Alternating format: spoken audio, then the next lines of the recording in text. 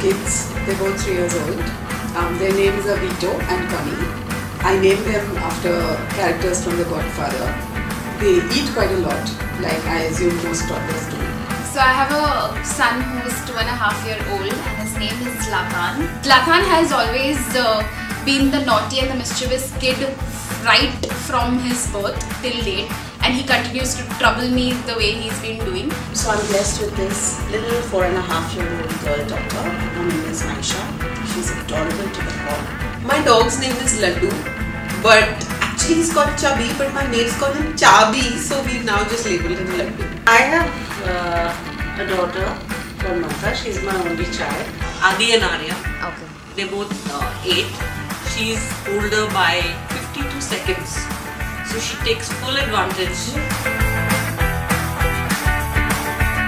They start with them when they, when they cuddle up to you early morning to wake you up, and that's the first reminder in a cute way that you need to feed them and things like that. And after that, they get a little more insistent. Recently, we went to Bangkok in the last month, and he's had one hell of a trip because he was on a troll beating the other kids every now and then. I took a 2-week off, and very sweetly when I told her that I have to get back to work, she says, okay, fine, but will you answer one of my questions? And I was like, okay. And she says, Mom, why did you have me? If you had to go to work only, why did you have me? Which is why I say she's so mean. My son has very expensive taste. He peed on my Jimmy Choo bag and it cost me a lot to fix. My son is my pet. My son is he's got a slightly weird sort of thing about death, for example. Because he went and asked my dad, who's 85. So he went up to him and he said, Tata, are you a Christian or a Hindu? So my dad said, I'm a Hindu. Oh, then I have to burn you.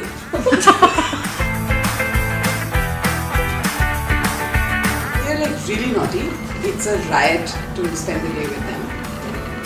But I think the highlight of the day is when you finish work and you go home and you open the door and they're there waiting for you and you just go, yeah. I think that's the best. He's recently, got into this habit of opening bottles and spilling the milk or spilling water. So every time he does this, he has a smirk, he has that wicked laugh on his face, and every time I look at him and I was like, oh God, again another mess to clean. But when I see his smile, I just forget it, it's that smile that we really want to see. So yeah, I have a very naughty kid and I'm really, really proud of my kid. She naturally brings that confidence as a mother in me. I'm so proud to have her. I always tell her, thanks Maisha, thanks for coming into my world, thanks for calling me mommy, you are the one who's given me this name. And in return, the awe that I get from her is so loving. I love you, Maisha. Mwah. The only person who waits for me when I come back home after this absolutely mind-blowing job that I do is my dog, because he's always waiting at the door for me. Even though my daughter is a teenager, for some reason she loves going shopping with me.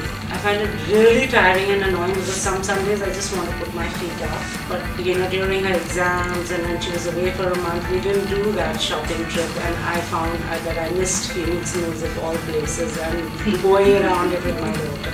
My birthday was last week, so they just wrote a little note for me in the thing which says, you're the best mother in the world, galaxy, universe, and they want me even when they were reborn, if they were reborn.